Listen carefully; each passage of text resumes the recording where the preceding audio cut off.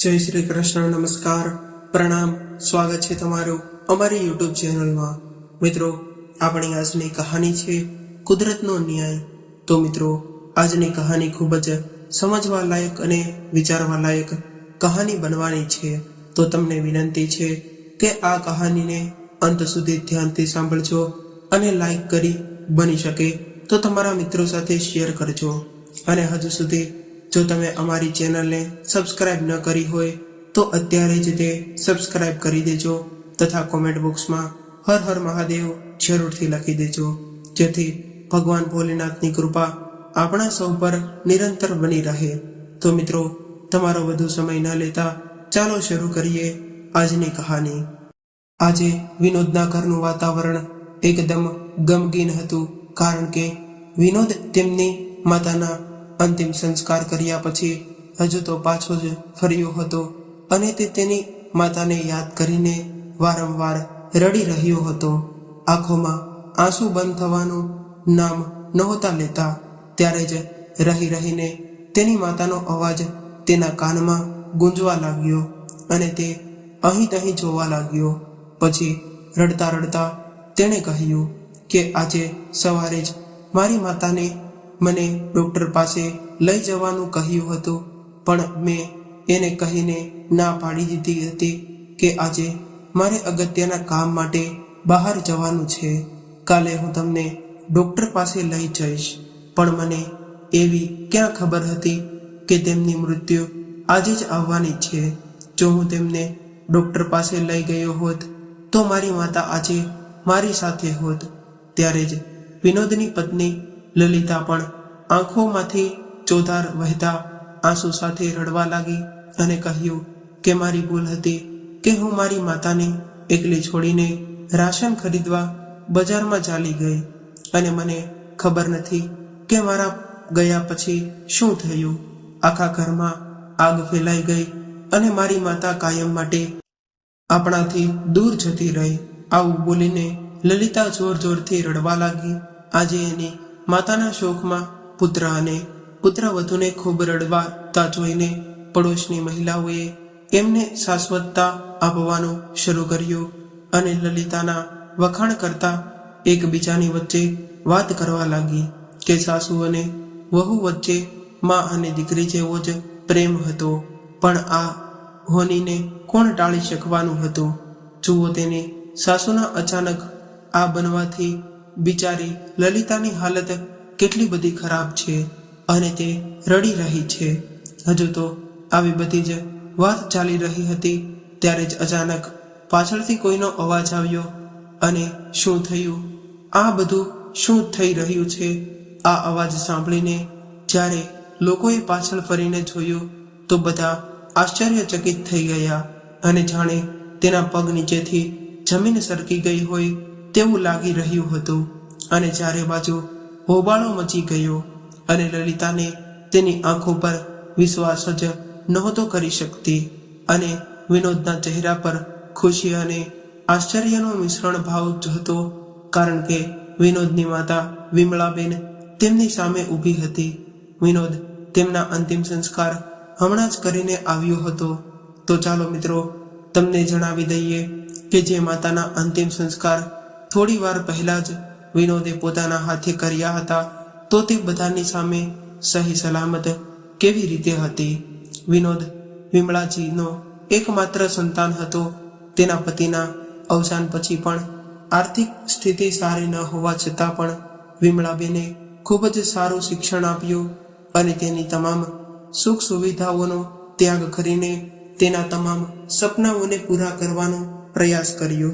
વિનોદ પણ આ વાત તો જાણતો હતો અને ઘણીવાર એની માતાને કહેતો હતો કે હું તને જીવનમાં કોઈ દિવસ તબક્કે એકલી નહીં છોડું, હું હંમેશા તારી સંભાળ રાખીશ, તને દરેક સુખ સુવિધા આપવાનો હું જ સારો પૂરો પ્રયાસ કરીશ। ધીમે ધીમે સમય પસાર થવા લાગ્યો, અભ્યાસ પૂરો થયો અને વિનોદને એક સારી પ્રાઇવેટ કંપનીમાં નોકરી મળી ગઈ હતી અને એક દિવસ પણ જલ્દી આવી ગયો કે જ્યારે લલિતા વિનોદની જિંદગીમાં તેમની પત્ની બનીને આવી ગઈ। વિમળાજી પણ તેમની વહુને ખૂબ જ લાડ પ્યાર કરી રહી હતી, કારણ કે તેમને કોઈ દીકરી પણ ન હતી. એટલે તેણે દીકરીના પ્રેમનો હિસ્સો પણ તેની વહુને જ આપી દીધો. લલિતાના પણ આ ઘરમાં આવીને ખૂબ જ ખુશ હતી, પણ આ માત્ર થોડા દિવસો માટે જ ચાલ્યું, કારણ કે અમૃતાને તો તેની માતા સાથે ફોન પર વાત કરવી અને પાર્ટીમાં જવાનું કે તેના મિત્રો સાથે શોપિંગ કરવાનું અને પોતાની જાત પર પૈસા ખર્ચવાનું પસંદ હતું. તેને ખરીદી કરવી ગમતી, પરંતુ જ્યારે પણ વિમળાજી તેમની પુત્રવધુ લલિતાને કોઈ પણ કામ કરવાનું કહેતા ત્યારે તે ખૂબ જ પરેશાન થવા લાગતી હતી અને તેમને ઘરની જવાબદારીઓ સાથે કોઈ લેવા દેવા જ ન હતા. હવે તે તેના સાસુમાં માત્ર ખરાબી જ જોતી હતી. ઘણીવાર તે તેની સહેલીઓને પણ ફોન પર એક જ વાત કહેતી હતી કે મને ખબર નથી કે હું કેવી જગ્યાએ આવી ગઈ છું. અહીં તો દરેકને ફક્ત પોતાની જ ચિંતા છે. હું આખો દિવસ કામ કરતી રહું છું. આ લોકોને તો આ જ જોઈએ છે. તેમની પુત્રવધુના નામે તેમને તો ખાલી મુફતની નોકરાણી જોતી હતી કે આ લોકો તો એવું જ ઈચ્છે છે કે હું આખો દિવસ રસોડામાં રસોઈનું કામ કરતી રહું. આ ઘરમાં લગ્ન કરીને આવી ત્યારથી મારી પોતાની તો કોઈ જિંદગી જ નથી. ક્યારેક ક્યારેક તો મને ક્યાંય જઈને મરી જવાનું મન થાય છે. વિમળાજી આ બધું ખૂબ જ સારી રીતે સમજતા હતા કે તેમની વહુ ઘરના કામમાં ખૂબ જ તેને રસ નથી.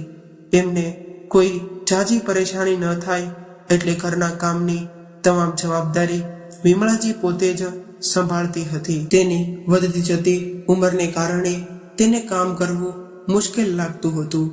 તેથી ક્યારેક તેને પોતાની વહુને ખાલી તેમની મદદ કરવા માટે કહેતી તો પણ લલિતા તેના પર ગુસ્સો થઈ જતી અને ઘણીવાર ગુસ્સામાં ડૂબતી રહેતી કે આ ઘરમાં આવીને તો મારું જીવન બરબાદ થઈ ગયું છે. એની વહુના આવા વર્તનથી કંટાળીને વિમળાજીએ તેને કોઈ કામ કરવાનું કહેવાનું જ બંધ કરી દીધું. આવી રીતે ધીરે ધીરે સમય વીતવા લાગ્યો, પણ લલિતાના વર્તનમાં કોઈ બદલાવ નહોતો આવી રહ્યો. વિનોદ પણ તેની પત્નીના આવા ઘમંડથી નારાજ હતો. જ્યારે પણ તે તેની પત્નીને સમજાવવાનો પ્રયત્ન કરતો ત્યારે લલિતા તેની સાથે પણ ઝઘડવા લાગતી. તેથી કંટાળીને તેણે ઘરના કામ કરવા માટે એક નોકરાણી રાખી લીધી, જેના કારણે તેના પર ખર્ચનો વધારો બોજ વધી ગયો.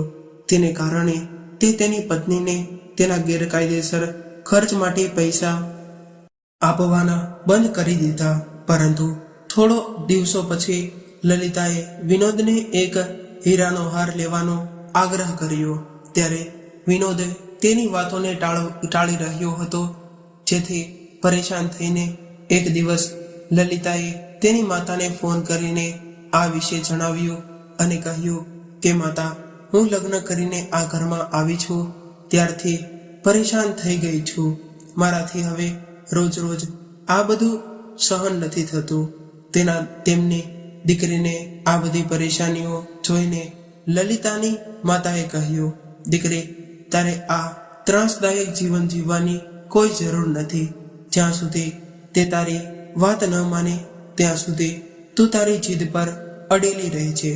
લલિતાને તેની માતાના આ શબ્દો મગજમાં સંપૂર્ણ રીતે ફિટ થઈ ગયા અને એક દિવસ જ્યારે વિનોદ ઓફિસેથી ઘરે પાછો આવ્યો ત્યારે તે ખૂબ જ થાકી ગયેલો હતો. ઘરે પહોંચીને તેમણે તેમની બેગ નીચે મૂકતા જ જોયું કે તેની પત્ની લલિતાનો ચહેરો ગુસ્સે ભરાયેલો જોયો. ત્યારે વિનોદે તેની પત્ની લલિતાના ગુસ્સાનું કારણ ખબર પડી હતી, એટલે તેણે લલિતાને પાણી લાવવાનું પણ ન કહ્યું અને ચૂપચાપ જઈને રસોડામાં જઈને પાણીનો ગ્લાસ લઈને આવ્યો. પણ આજે લલિતા ક્યાં ચૂપ રહેવાની હતી. તે ખૂબ બૂમો પાડીને બોલી, અને તમને ખબર છે કે નહીં, આજે મારી કીટી પાર્ટીમાં મારી કેટલી બેઇજ્જતી થઈ છે. મારી બધી સહેલીઓ તેમના ડાયમંડના ઘરેણાં એકબીજાને બતાવી રહી હતી અને હું છેલ્લા 6 મહિનાથી તમારી પાસે હીરાનો હાર માંગી રહી છું, એ પણ મને તમારા દ્વારા આપવામાં નથી આવ્યો. હવે તો હદ છે કે તમારી કંજૂસીની. મેં ક્યાં મોટો પહાડ માંગી લીધો હતો કે તમારાથી તે ન લાવી શકાય. આજ હું તમને ચોખ્ખું કહી દઉં છું કે હવે જ્યારે હું મારી કીટી પાર્ટીમાં જઈશ ત્યારે મારો હીરાનો હાર પહેરીને જ જઈશ. લલિતાએ આવી હઠ કરી ત્યારે વિનોદે તેને પ્રેમથી સમજાવી અને કહ્યું કે જો લલિતા, હજુ મારી પાસે એટલા પૈસા નથી અને મારી માં પણ બીમાર છે, એમની દવાઓનો પણ ખર્ચ કરવો પડે એમ છે, અને હવે નોકરાણી રાખ્યા પછી તેમના પગારનો ખર્ચ પણ વધી ગયો છે.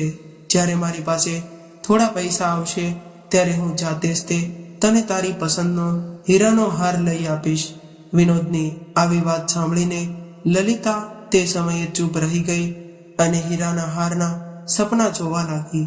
પરંતુ બીજા દિવસે જ્યારે વિનોદ ઓફિસેથી ઘરે પાછો આવ્યો ત્યારે તેનો ચહેરો ઉદાસ હતો.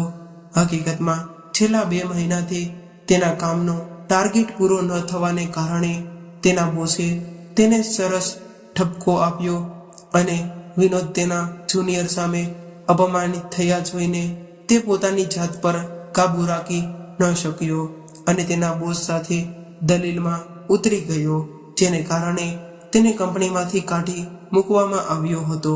વિનોદને ઉદાસ જોઈને વિમળાજી એ તેને પોતાની પાસે બેસાડ્યો અને પૂછવા લાગ્યા કે શું થયું દીકરા, તું આટલો બધો ચિંતિત કેમ છે? ત્યારે વિનોદે તેની માતાને કહ્યું કે માં, આજે મને મારી કંપનીમાંથી કાઢી મૂકવામાં આવ્યો છે. અને પછી કહ્યું, માં, છેલ્લા કેટલાય મહિનાઓથી ઘરનું વાતાવરણ કંઈક એવું ચાલતું હતું જેને કારણે હું મારા કામમાં પૂરેપૂરું ધ્યાન આપી નહોતો શકતો અને મારા કામનો લક્ષ્ય હાંસલ કરી નહોતો શકતો, જેને કારણે બોસ મને ઠપકો આપવા લાગ્યા. પણ હું આ બધું કેવી રીતે સહન કરી શકું? તેથી મેં પણ ગુસ્સામાં તેમને 2-3 વાત કહી. આના કારણે બોસે મને કંપનીમાંથી છૂટો કરી મૂક્યો. પણ માં, ચિંતા કરવાની કોઈ જરૂર નથી. મને પણ જલ્દીથી જ બીજે ક્યાંક એના સારી નોકરી મળી જશે.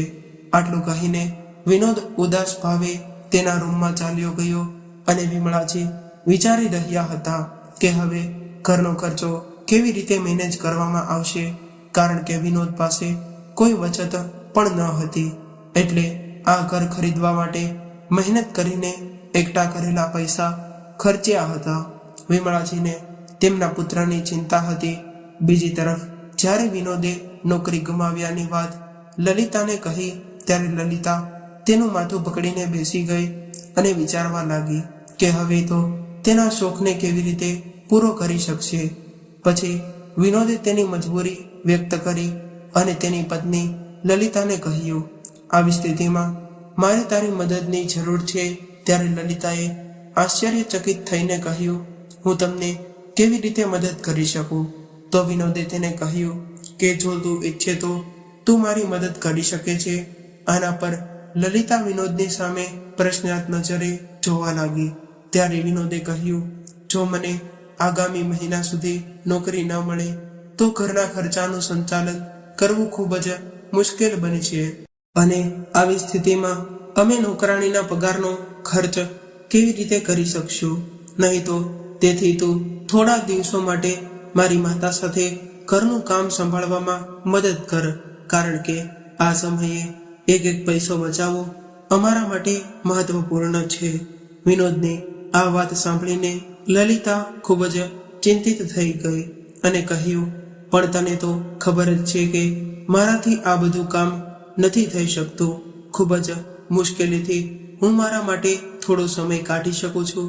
ત્યારે વિનોદે કહ્યું, લલિતા, જ્યારે મને સારી નોકરી મળી જશે ત્યારે તું જે માંગીશ તે હું તને લાવી આપીશ, પણ કૃપા કરીને ફક્ત 1-2 મહિના માટે એડજસ્ટ કરી લે પ્લીઝ.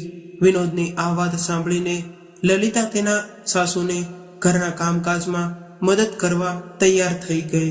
હવે 1 અઠવાડિયું વીતી ગયું હતું, પણ ઘણી કોશિશ કરવા છતાં વિનોદને નવી નોકરી મળી શકે તેમ ન હતી. આ બાજુ વિમળાજી બપોરની રસોઈ બનાવવા માટે રસોડામાં ગયા ત્યારે ફ્લોર પર પાણી ઢોળાવાને કારણે અચાનક તેનો પગ લપસી પડ્યો અને તે જમીન પર પડી ગયા. જ્યારે વિનોદે તેની ચીસો સાંભળી તો તે તરત જ તે દોડીને રસોડામાં આવ્યો અને તેની પત્નીની મદદ લઈને કોઈ રીતે વિમળાજીને બેડ પર લઈને આવ્યો, પરંતુ વિમળાજીને અસહ્ય દુખાવો થતો હતો અને ધીમે ધીમે પીડા વધતી ગઈ. તેની હાલત ખરાબ હોવાનું જાણીને વિનોદ તેને ડોક્ટર પાસે લઈ ગયો. ડોક્ટરે તેની તપાસ કરી તો જાણવામાં મળ્યું કે તેના હાથના હાડકામાં થોડું ફ્રેક્ચર થયું છે અને તેમની કમરમાં પણ ખૂબ જ દુખાવો થઈ રહ્યો હતો, જેને કારણે ડોક્ટરે તેને થોડો સમય આરામ કરવા કહ્યું. હવે વિનોદ તેની નોકરી ગુમાવવાથી અને તેની માતાની ઈજાને કારણે ખૂબ જ પરેશાન થઈ ગયો હતો. હવે તેનો ખર્ચો પણ ખૂબ જ વધી ગયો હતો. પણ તેના કરતાં વધુ લલિતા ચિંતિત થઈ ગઈ હતી, કારણ કે એક તરફ નોકરાણી ચાલી ગઈ હતી અને બીજી તરફ તેની સાસુ, જે આખો દિવસ ઘરે નોકરાણીની જેમ કામ કરતી હતી, તે હવે પલંગ પર બેસી ગઈ હતી. હવે રસોઈ, વાસણો સાફ કરવા અને કપડાને તે ધોવા, તે તમામ કામકાજની જવાબદારી હવે લલિતા પર આવી ગઈ હતી અને સાથે સાથે વિમળાજીનું તમામ કામ પણ તેને જ કરવાનું હતું. જો કે વિમળાજી કોઈક રીતે પોતાની લાકડીના સહારે બાથરૂમમાં જઈ શકતા હતા, પરંતુ તેમના હાથમાં તેમને ખોરાક આપવો, તેમને દવાઓ આપવી અને તેમના નાના મોટા કામો કરવા પણ તેમને લલિતાને જ મુશ્કેલ લાગતા હતા. વિનોદ ઘણીવાર નોકરીની શોધમાં વહેલી સવારે ઘરેથી નીકળી જતો હતો અને બાળકોને પણ શાળાએ જવું પડતું હતું. તેથી લલિતાને સવારે વહેલા ઉઠવું પડતું. એકવાર સવારે નાસ્તો પાણી પતાવીને લલિતા તેના રૂમમાં જઈને બેઠી હતી ત્યારે જ તેની માતાનો ફોન આવ્યો અને તેણે ફોન પર વાત કરવાનું શરૂ કર્યું. માતા, તને ખબર નથી કે મારા માથા પર મોટી સમસ્યા આવી ગઈ છે. અત્યારે હું આખો દિવસ એક નોકરાણીની જેમ આખો દિવસ કામમાં વ્યસ્ત રહું છું. એક ક્ષણ માટે પણ મને શાંતિ નથી. આ સમયે તમારી દીકરીની હાલત એક નોકરાણી કરતાં પણ વધારે ખરાબ થઈ ગઈ છે. લલિતા તેની માતા સાથે ફોન પર વાત કરી રહી હતી ત્યારે અચાનક વિમળાજીનો અવાજ આવ્યો. વહુ, મને એક કપ ચા બનાવી આપો ને, મને બહુ ઠંડી લાગી રહી છે. એમની સાસુમાની વાત સાંભળીને લલિતાએ તેની માને કહેવાનું શરૂ કર્યું કે હું શું કરું માં, મને ખબર નથી પડતી ક્યારે સાજી થશે મારી સાસુ. હવે તો ઘણા દિવસો થઈ ગયા છે પણ હજુ તે પથારીમાં જ પડી રહી છે.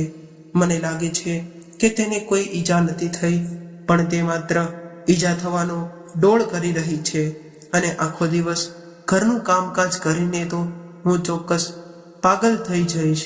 અને અહીં આ રાણી આખો દિવસ પથારી પર આરામ કરે છે.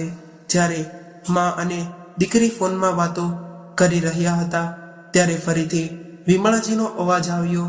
લલિતા વહુ, ઘરનું કામ થઈ ગયું હોય તો મારા માટે ચા નાસ્તો બનાવી આપજે, મને બહુ ભૂખ લાગી છે.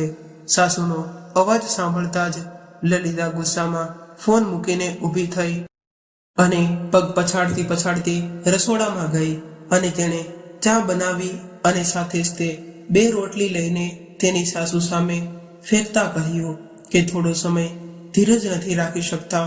હું પણ માણસ છું. હું સવારથી કામ કરીને થાકી ગઈ હતી, તેથી થોડી વાર માટે જ્યારે હું મારા રૂમમાં જઈને આરામ કરવા બેઠી તો તમને એવી કઈ મોટી મુસીબત આવી ગઈ હતી કે રાડે રાડ કરવા લાગ્યા. થોડી વાર માટે પણ તમારાથી ભૂખ સહન નથી થતી. પુત્રવધૂના આવા તીક્ષ્ણ શબ્દો સાંભળીને વિમળાજીએ આંખમાં આંસુ સાથે કહ્યું, વહુ, મને પણ વારંવાર તને કોઈ તકલીફ આપવી ગમતી નથી, પણ શું કરું, મજબૂરીને કારણે હું પથારી પર સૂઈ રહી છું અને આજે મારી આવી હાલત ન હોત તો હું ક્યારેય પણ બેઠી ન હોત અને પછી સુખ દુઃખ અને મુશ્કેલીમાં પરિવારના સભ્યો જ એકબીજાને કામ આવે છે.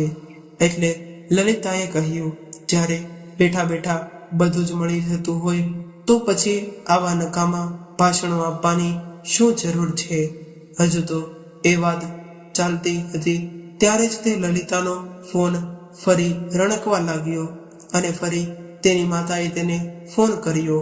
દીકરી લલિતા, તારી આ હાલત જોઈને મને તારી ખૂબ જ ચિંતા થાય છે કે મારી દીકરીને કેવી રીતે મુશ્કેલીઓનો સામનો કરવો પડે છે.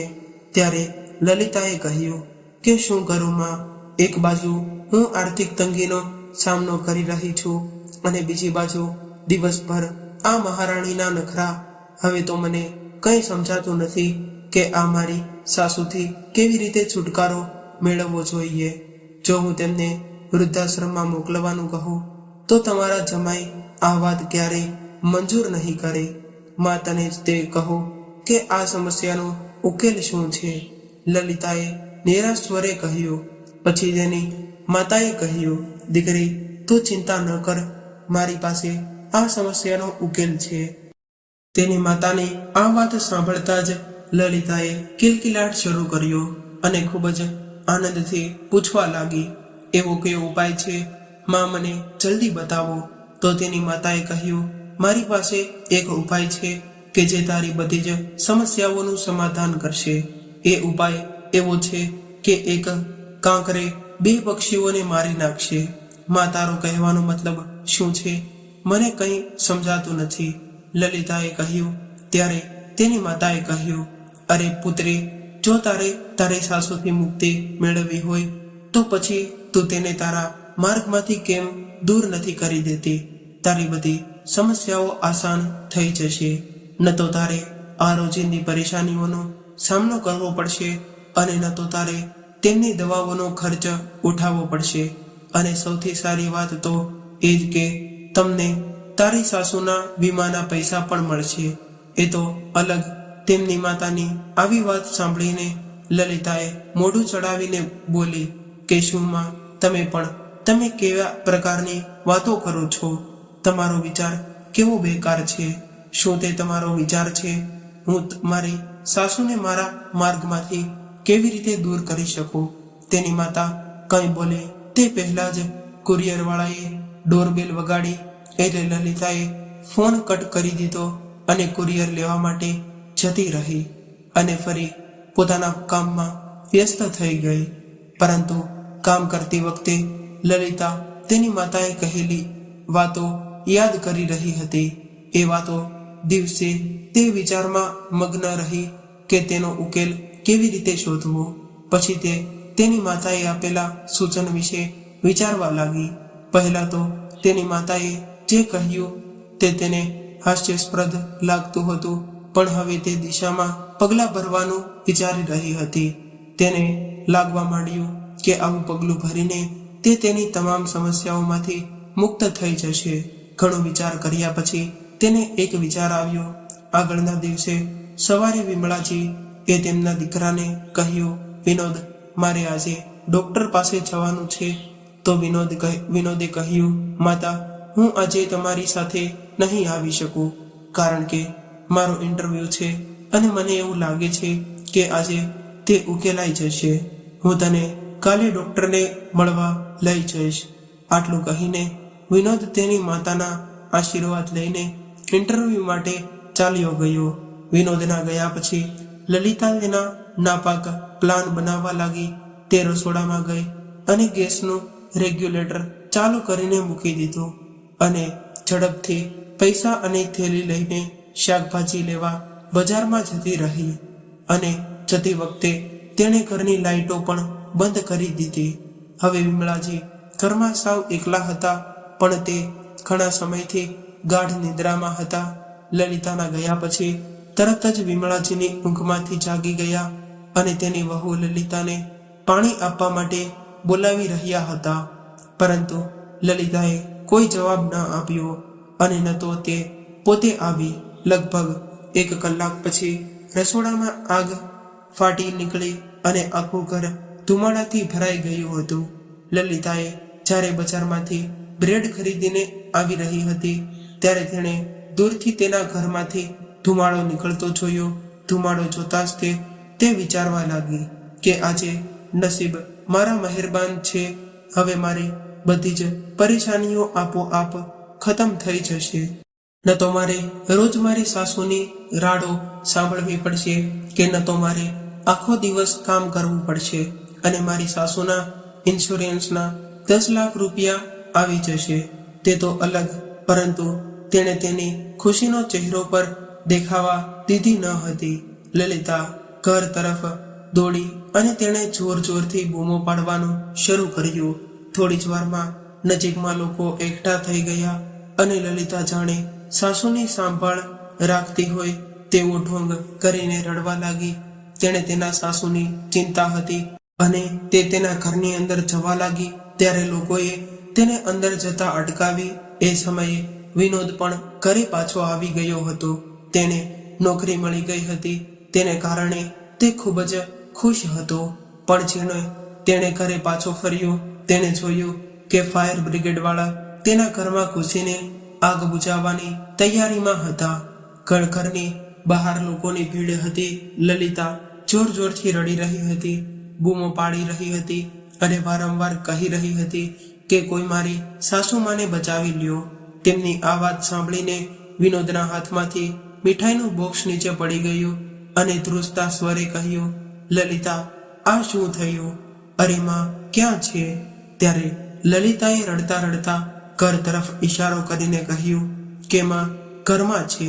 આ સાંભળીને વિનોદ બૂમો પાડતો પાડતો ઘર તરફ દોડ્યો, પણ ત્યાં સુધીમાં ઘણું મોડું થઈ ગયું હતું. ઘરમાં લાગેલી આગ તો ઓલવાઈ ગઈ હતી, પણ અંદર જતા જ બધાએ જોયું કે એક વૃદ્ધ સ્ત્રીની લાશ પડી હતી, જે આગમાં બહાર રીતે દાઝી રહી હતી. આ બધું જોઈને વિનોદેને કહેવાનું દુઃખ હતું કે કોઈ ઠેકાણું ન રહ્યું અને માં ચીસો પાડતા વિનોદ જોર જોરથી રડવા લાગ્યો. તો બીજી તરફ લલિતા પણ જાણે તેની દુનિયા છીનવાઈ ગઈ હોય તેમ ચીસો પાડી રહી હતી. બધા સંબંધીઓને જાણ કરવામાં આવી અને 2 કલાક પછી વિમળાજીના અંતિમ સંસ્કાર પણ કરવામાં આવ્યા. ત્યારબાદ સૌ કોઈને ઘરે પહોંચી ગયા હતા. રસોડામાં ફેલાયેલી આગને કારણે રસોડા અને હોલને ખૂબ જ નુકસાન થયું હતું, જ્યારે અન્ય રૂમમાં કોઈ ખાસ નુકસાન નહોતું થયું. ક્યારે વિનોદ તેની માતાને યાદ કરતો અને ક્યારે તેના ઘરને જોતો, જે ઘરમાં તેની માતા સાથે જોડાયેલી યાદો હતી. બીજી બાજુ લલિતા રડવાનો ડોળ કરતી હતી અને ચિંતા કરતી હતી કે તેની માતા હજુ સુધી કેમ નથી આવી. વિનોદ તેની માતાના દુઃખમાં સતત રડી રહ્યો હતો, જ્યારે લલિતા પણ રડવા લાગી હતી અને દુઃખ વ્યક્ત કરી રહી હતી. આજે પાડોશીની મહિલાઓ ક્યારે લલિતાને ગળે લગાવીને સાથ આપી રહી હતી, તો ક્યારે વાતો કરીને આશ્વાસન આપી રહી હતી. લલિતાની આંખોમાંથી મગરમચ્છના આંસુ વહી રહ્યા હતા. ત્યારે જ અચાનક દરવાજામાંથી કોઈ અંદર આવ્યું અને અવાજ સંભળાયો, શું થયું? આ બધું શું ચાલી રહ્યું છે? આ અવાજ સાંભળીને લોકો પાછળ ફરીને જોવા લાગ્યા, પણ જેમણે પાછળ જોયું તે માત્ર જોતા જ રહી ગયા અને અચાનક તમામ લોકોના હાહાકાર મચી ગયો. જેવું વિનોદે પાછળ ફરીને જોયું ત્યારે તેમના આશ્ચર્યની કોઈ સીમા ન હતી, કારણ કે ત્યાં બીજી કોઈ નહીં પરંતુ વિમળાજી પોતે જ ઊભા હતા. વિનોદ તેને ત્યાં ઊભેલી જોતા જ જોર જોરથી બૂમો પાડવા મળ્યો કે માં, અને માં દોડી દોડીને વિનોદે તેને ત્યાં ઊભેલી જોતા જ તે જોર જોરથી બૂમો પાડી માં, અને દોડીને તેની માતાને ગળે વળગી ગયો અને વિમળાજીને પોતાની સામે ઊભેલા જોઈને તેની વહુ લલિતાની આંખો ફાટેલી રહી ગઈ અને તેને લગભગ ચક્કર આવવા લાગ્યા અને તે પડી ગઈ. તે કંઈ સમજી શકે તેમ ન હતી અને તે વિચારી રહી હતી કે આ કેવી રીતે શક્ય બને છે કે તે તેની માતાને તેના અંતિમ સંસ્કારની તે હમણાં જ ઘરે પરત ફર્યા હતા. તે તેની સામે જીવંત અને સલામત ઊભી હોય અને જો વિમળાજી અહીંયા ઊભા હોય તો એ મહિલા કોણ હતી કે જેના અંતિમ સંસ્કાર તેણે થોડી વાર પહેલા જ કર્યા હતા. હવે તમામ લોકોને આ પ્રશ્નનો જવાબ જાણવો ખૂબ જ જરૂરી બની ગયો હતો. વાસ્તવમાં એવું થયું હતું કે લલિતા જ્યારે રેગ્યુલેટર ખોલીને માર્કેટમાં જવા નીકળી કે તરત જ તે માત્ર 2 મિનિટ પછી ડોરબેલ વાગી ત્યારે ગેસ હજુ આખા ઘરમાં ફેલાયો ન હતો. તેથી વિમળાજી તરત જ ઊભા થઈ ગયા અને દરવાજા પાસે ગયા, લાઇટ સળગાવી અને દરવાજો ખોલ્યો. તેણે કંઈ પણ ખાધું કે પીધું ન હતું અને નબળાઈને કારણે ચક્કર આવવાથી તે નીચે પડી ગયા. ત્યારે વિમળાજીની નજીકની સહેલી અલકાજી અને તેના પુત્ર સાથે તેની ખબર પૂછવા તેના ઘરે આવી હતી. જ્યારે તેણે તેની સહેલી વિમળાજીને આવી હાલતમાં જોયા ત્યારે તે અને તેનો પુત્ર એને એની કારમાં બેસાડી અને તેને હોસ્પિટલમાં લઈ ગયા. અને બીજી તરફ લલિતાની માતાને તો બસ આ જ જોતું હતું કે લલિતા જલ્દી સાસુ નામની મુશ્કેલીમાંથી મુક્ત થઈ જાય. આ માટે વિમળાજીને લલિતાજીના જીવનમાંથી હંમેશ માટે બહાર નીકળવાનો પ્લાન બનાવવા માટે તે લલિતાના ઘરે આવ્યા હતા. ઘરમાં આવતા જ ચારે બાજુ અંધકાર છવાઈ ગયેલો હતો. તો તેમણે તેમની દીકરી લલિતાને બોલાવી પણ કોઈ જવાબ ન મળ્યો. એટલે તેણે પાર્કિંગમાંથી લાઇટ ચાલુ કરી. લાઇટ શરૂ થતાં જ તુરંત જ તે ગેસની ઘરમાં આગ લાગી અને તરત જ તે આગ આખા રસોડા અને હોલને લપેટમાં લઈ લીધું. ત્યારે જ તે લલિતાની માતા અંદર ઘસી ગઈ. આ વખતે તેણે ચીસો પાડવાનું શરૂ કર્યું, પરંતુ ધુમાડાને કારણે તેને કંઈ દેખાતું ન હતું. બહાર નીકળીને જીવ બચાવવાનો કોઈ રસ્તો પણ ન હતો. જ્યારે વિમળાજી ખોરાક ન મળવાને કારણે ખૂબ જ નબળા પડી ગયા હતા. તેથી ડોક્ટરે તેને ગ્લુકોઝનો બાટલો ચડાવવાનો, જેને કારણે તેને ઘરે આવવામાં થોડું મોડું થયું.